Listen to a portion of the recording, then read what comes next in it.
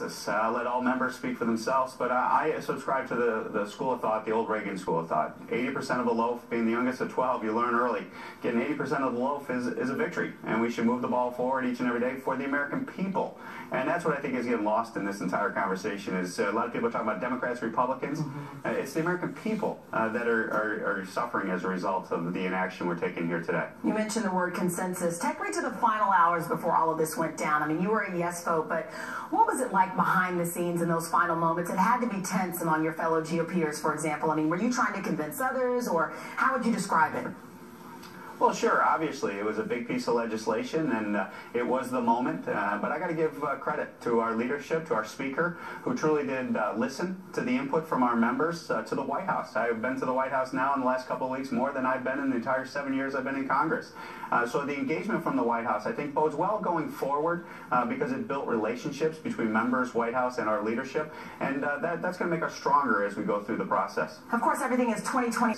I think the dynamics of the field are going to change over the next 6 to 12 months. So that may change the calculation, that may bring people together. I was hoping it would be part of the effort to avoid that pain that's going to come. Deal with this sooner rather than later, but it appears it's going to be later now. But do you think, though, there's an expectation though, from the public that at least some type of a little bit more government help? The bill I didn't particularly love, and I think it's a better bill. We could have things that I would have liked more, and if we had bipartisan, I really think we could have a health care bill that would be the ultimate. And I think the Democrats know that also. And someday, in the not-too-distant future, that'll happen. Do you think that's a realistic expectation? I had tough questions from voters, the demands and issues they have. The Republicans hear us, then we will vote them out. And we are looking towards the midterms 2018, and we're going to vote them out. To Democrats, I should reach out to Democrats, and we should say, let's take a shot at doing this together. Because it ain't working at doing by ourselves. How about that? All right. And we'll talk more about that. The third thing is the Supreme Court. We just finished the hearing this week. Judge Gorsuch was one of the finest people I think President Trump could have chosen.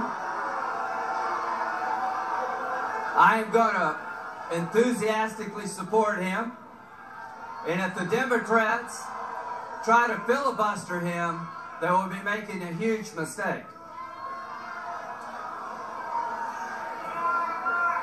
Let me tell you a little bit about the judge.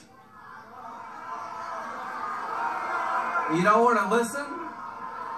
Let me tell you why I think he's well qualified. The American Bar Association gave him the highest qualified rating you could give somebody. He's been a